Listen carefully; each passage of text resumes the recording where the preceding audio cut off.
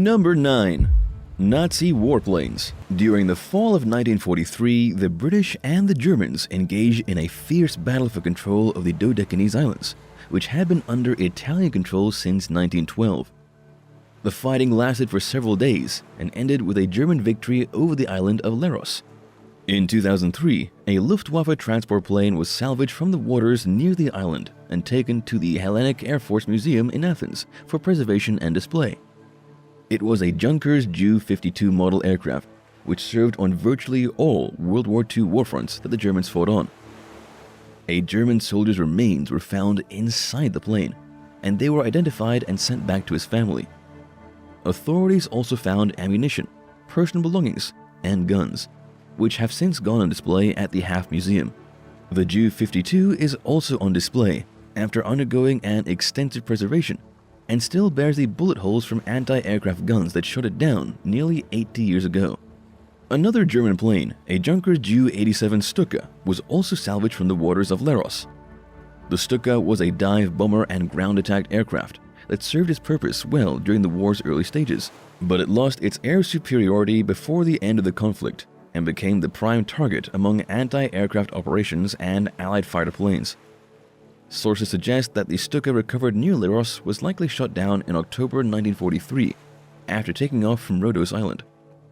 After spending 70 years at the bottom of the sea, it was transported to the HAF Museum, where it was put on display beside other historic wreck planes. Number 8. A plethora of ancient shipwrecks. For years, fishermen and divers reported finding pottery and other seemingly ancient artifacts off the coast of the Greek archipelago of Forni, located near Turkey in the Aegean Sea. It finally happened in 2015.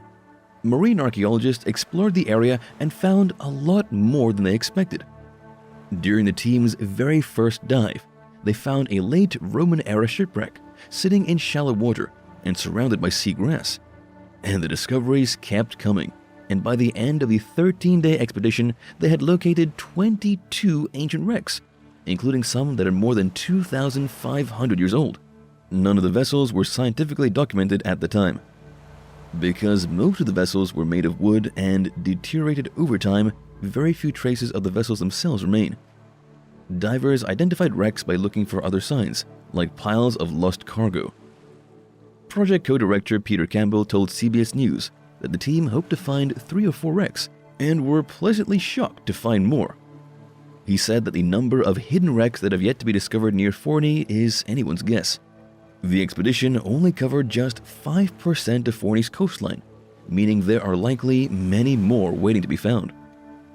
Forni had no major cities, but contained a prosperous society with a profitable marble mining industry. There are very few mentionings of it in ancient Roman texts, which is one reason why the team was so surprised to find that many of the wrecks they found dated to this period. The evidence shows that even as historical sources paid little attention to Forni, it was an active harbor city. Number 7. Lost Spanish Galleon. The Spanish galleon Santo Cristo de Burgos mysteriously vanished in 1693 while en route from the Philippines to Mexico with a cargo of silk, porcelain, and tons of beeswax. Legend passed down through generations of indigenous locals in what is now northern Oregon tells tales of a huge ship that wrecked near the mouth of the Columbia River around the same time. It is here that scientists recently discovered the remains of the Santo Cristo de Burgos wreck following a 15-year search along the Oregon shoreline. Pieces of wood, porcelain, and other materials had been washing up for years, and part of the ship's upper deck remained visible until the 1920s. But it evaded official identification for centuries, while stories of the so-called beeswax wreck and claims of lost treasure and gold circulated. In addition to hearing about the wreck through local legend, experts received a tip from a fisherman named Craig Andes, who found bits of wood in some sea caves and recognized it as ship timber. He notified local archaeologists, who believed that, at first, Andes had misidentified some driftwoods as remnants of a shipwreck. But testing revealed that it was indeed from an ancient hardwood tree known as Anacardiaceae, and that the timber was felled around the year 1650. Evidence further showed that the wreck was already there when a 25-foot wave struck the coast in 1700. At the time, there wasn't a lot of ship traffic in the area, so the information helped to narrow down the likelihood that the ship was the long-missing Santo Cristo de Burgos. Speaking with National Geographic, local tribal official Robert Kenta cited the findings as proof that his ancestors knew what they were talking about all along. So while news of the ship's identity might be new knowledge, the shipwreck itself is not a new discovery. If given the chance to go on an adventure like the Goonies, would you do it? Tell us in the comments and hit subscribe while you're at it. Number 6. Aboriginal settlements. Australia's first settlers arrived around 65,000 years ago, and their descendants still live there today. At the time, sea levels were much lower than they are now. These levels dropped even more as the most recent ice age took effect, extending coastlines much further out. When the ice age peaked around 20,000 years ago, sea levels were 427 feet lower than where they stand today. The people who first reached Australia traveled there by boat from Indonesia, when there was much less water between the two landmasses. These early inhabitants, known as Aborigines, built settlements in places that were eventually swallowed by the encroaching coastline, when global temperatures rose significantly between 18,000 and 8,000 years ago. Archaeologists found evidence of at least 2 of these villages in 2021 while working off the country's northwestern coast. It marked the first discovery of a sunken Aboriginal settlement. Both sites slowly became consumed by the ocean towards the end of the Ice Age and are estimated to be around 7,000 years old. One village, located off the Dampier coast, was found sitting just 8 feet underwater. It contained hundreds of stone tools. The other site sits 46 feet beneath the surface and yielded 1 stone cutting tool. Scientists are confident that there are more submerged Aboriginal sites waiting to be found, and that they may help the research community learn more about the movement of early people. Number 5. American Star Shipwreck. The SS American Star was built in 1940 as a luxury cruise ship, but like many ships at the time, it was instead used for transporting American troops to Europe during World War II. Throughout the conflict, the cleverly camouflaged vessel was used to evacuate around 483,000 troops. After the war, the American Star finally got a chance to operate as originally intended, making its maiden cruise ship voyage in 1946. It traveled from New York City to England, the reverse route that the ill-fated RMS Titanic was sailing when it struck an iceberg and sank in 1912.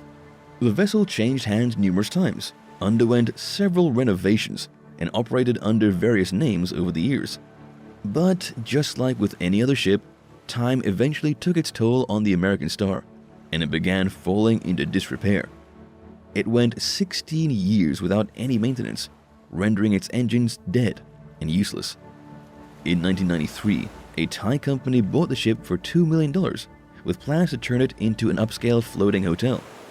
While being transported to its new location in 1994, the American Star encountered a harsh storm off the Canary Islands, causing the tugboat that was towing it to lose control. It ran aground and broke into 2 a few days later off the island of Fuerteventura. The ship was declared a total loss and was left behind to further fall apart in the shallow colossal waters, while vandals stripped it of its valuables. The front half of the American Star sat partially submerged near the beach for 13 years, before slipping beneath the waves in 2007. Number 4. Atletia. In 1984, marine archaeologist Uhed Galili discovered the ruins of a submerged ancient village off Israel's Carmel coast. Known as Atletia, it sits roughly 33 feet underwater and is considered one of the world's most remarkably preserved prehistoric sunken villages. Dating back to sometime between 6,900 and 6,300 BC, Atletia provides experts with a rare glimpse at pre-pottery Neolithic society. Excavations at the 10-acre site uncovered houses, burials, and an interesting semicircular arrangement of 7 monolithic stones that once surrounded a spring. Archaeologists also found the oldest known examples of purpose-built freshwater wells. Residents were exceptionally healthy compared to most other groups of people at the time, and had an average lifespan of 50 years. Back then, this constituted a very long life. The people who lived at Atletia enjoyed a nutritious diet, which may have contributed to their longevity. But they weren't immune to health issues, including disease, which was pretty much inescapable in the absence of modern science. The earliest known case of a human suffering from tuberculosis was actually identified in remains found at Atletia a discovery that rewound the clock on the disease's initial appearance roughly 3,000 years. Residents were also prone to catching malaria and often suffered from a painful ear condition caused by cold water diving. To this day, it's unclear why the villagers ultimately picked up and left. Scientists have considered several theories, including the possibility that a tsunami or volcanic eruption triggered the abandonment. Around 9,000 years ago, flooding became a chronic problem in the area, so it's possible that rising sea levels made life at the village difficult and forced the population elsewhere. Number 3. Swedish Atlantis. In 2014, a team of divers discovered an extraordinarily rare collection of Stone Age artifacts off the Swedish coast in the Baltic Sea. Nicknamed Sweden's Atlantis, it's believed to be one of the oldest Nordic settlements ever found. It was built, lived in, and then left behind by a nomadic tribe around 11,000 years ago.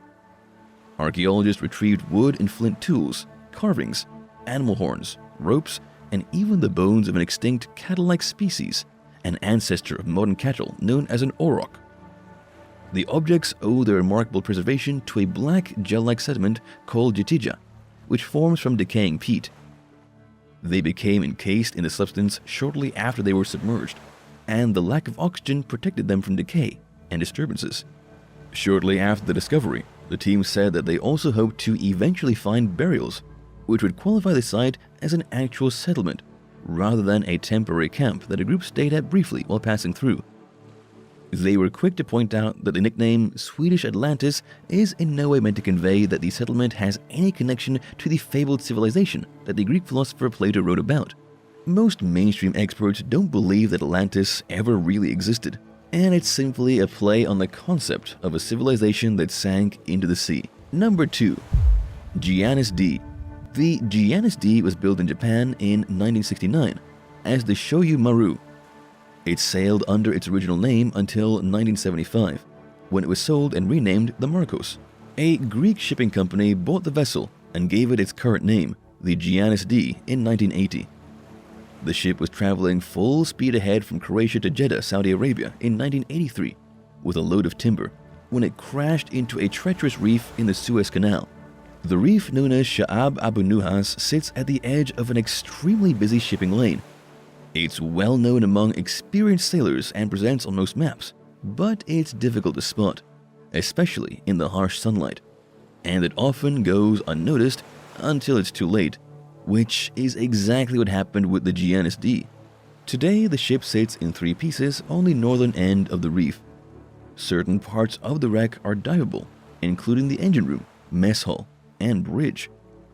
Because the vessel is tilted, it can be very disorienting, and is therefore only open to very advanced divers. Number 1. Ever Prosperity. There were 2 cargo ships called the Ever Prosperity, and they both suffered an interestingly similar fate. Known as twin ships, they were based out of the same port in Monrovia, Liberia, and they both wrecked on the reef coast of New Caledonia, a collection of islands in the South Pacific that belonged to France. The first ship, known as the SS Ever Prosperity, ran aground along the west coast barrier reef in 1965. The second Ever Prosperity met the exact same fate just 5 years later, in 1970. It hit the sea bottom just 45 miles south of the first wreck, while traveling from Sydney to the New Caledonian capital of Noumea. To make matters even more bizarre, both ships were under the command of the same captain, a man from Korea, when they wrecked. At first glance, the rusting ships are nothing special to look at, but knowing the strange story behind them makes them all the more interesting. Thanks for watching. Which one of these discoveries was your favorite? Would you ever go diving to explore a sunken ship? Tell us in the comments below, and don't forget to subscribe. See you next time. Bye!